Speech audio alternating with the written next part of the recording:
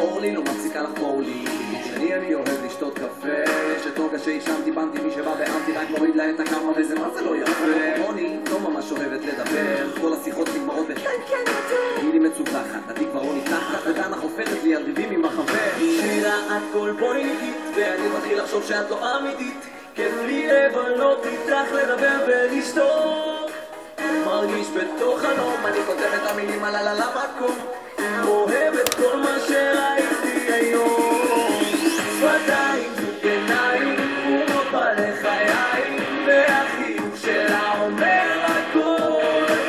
שמיים זוג ידיים הולכים בתוך המים והקלפים הם משחקים מחול. אני הרב רק קשוח, הגבר הם קוראים לי איז, אני מוביל עדר, כבר לא כותב על 1000 בחורות אצלי בחדר, כי יש לי אותך וזה נראה לו מעבר, זרקתי כבר מלא דפים, לפחתי כבר לידי קשתי וליקשתי, עכשיו יצא לי פיקס, עברית קשה ספק שזה על אמת, הפיקס וגם על פתוח, היה כמו שני, את מציפה אותי בחום ועוזר אותי לתחום אוויר יותר נקי, בת ושיבית לי את היום, היום אני בודק שכל זה אמיתי, קיימים לי רגשות מעבר לגבולות שבדמיון שלה, מוריד המסכות ובא לי להודות, אני אוהב אותה, שפתיים עיניים ומות בלחיי והחיוך שלה אומר הכל, שמיים זוג ידיים הולכים בתוך המים והקלפים הם משחקים בחול. אורלי הפסיקה כבר לחפור לי, שאני עכשיו פותחת בית קפה, נוגה החליטה לחזור בתשובה ואחרי שנה בהודו ואחרי הרבה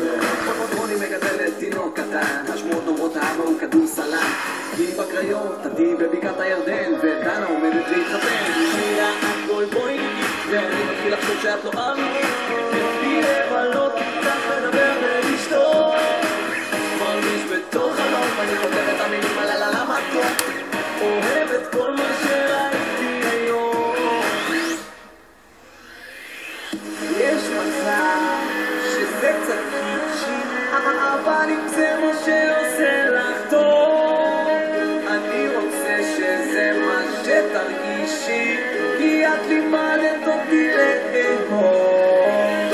יש מצב שיצאתי רגשי, אולי עכשיו זה גם יפגע לי בתגלית,